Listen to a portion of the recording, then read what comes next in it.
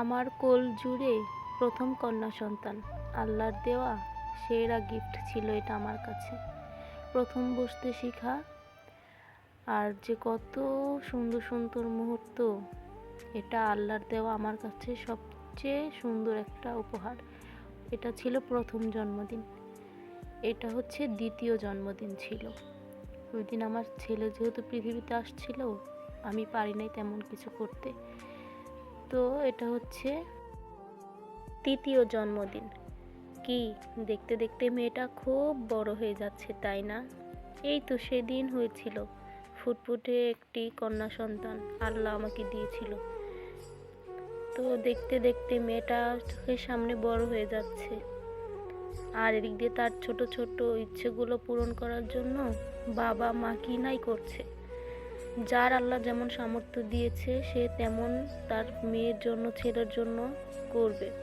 তো আল্লাহ আমার স্বামীকে যেমন সামর্থ্য দিছে সেই অনুযায়ী যাতে আমার মেয়ে একটু খুশি হয়, এই জন্য আমরা যেমন পেরেছি তেমন করেছি।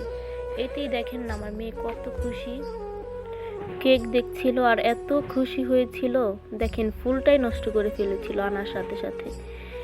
আর যারা আমাদের প্রথম ভিডিওটা দেখেছেন তারা তো নিশ্চয়ই দেখেছেন যে কিভাবে আমরা গিয়েছিলাম, কি করছিলাম না করেছিলাম।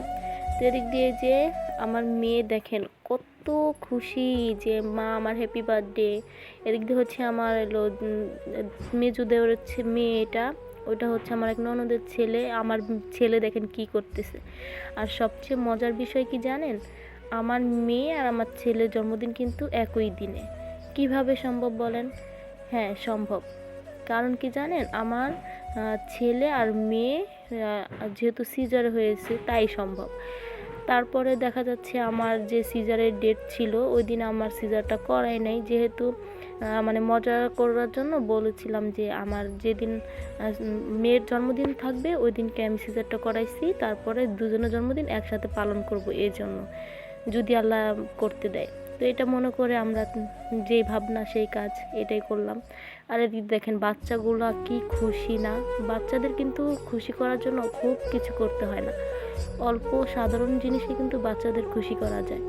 আর দেখেন বাচ্চাগুলো কত খুশি হয়েছিল, যেহেতু আমাদের দেশ গ্রাম, হয়তো শহরের বাচ্চাদের চাহিদা অনেক বেশি, কিন্তু আমাদের দেশের ছোট ছোট বাচ্চাদের চাহিদা কিন্তু খুবই কম, তাদের অল্পতেই অনেক খুশি করানো যায়। এদিক দিয়ে হচ্ছে আমার শাশুড়ি বিরিয়ানি বেড়ে দিচ্ছিল বাচ্চাদেরকে খাওয়াবে। আর এদিক দিয়ে আমরা হচ্ছে মাটির চুলায় রান্না করেছি, যেহেতু মাটির চুলার রান্না কিন্তু অনেক মজা হয়। আর হচ্ছে আশপাশে যারা আছে তাদেরকে দিব।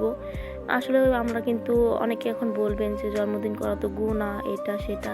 দেখেন যদি মোমবাতি জ্বালান তারপরে হচ্ছে গান বাজনা করেন সেটা গুনাহ হবে, কিন্তু এখন বাচ্চাদের যেহেতু এটা এই যুগে করে, সবাই করে, বাচ্চাদের এই শখ, এই জন্য এই শখটা শুধু পূরণ করার জন্য আমরা এই ছোটখাটো একটুখানি করলাম। এদিক দিয়ে দেখেন আমার কি করছো এইগুলা, তুমি কি করছো এটা? এই যে আব্দুল্লাহ কি করছো?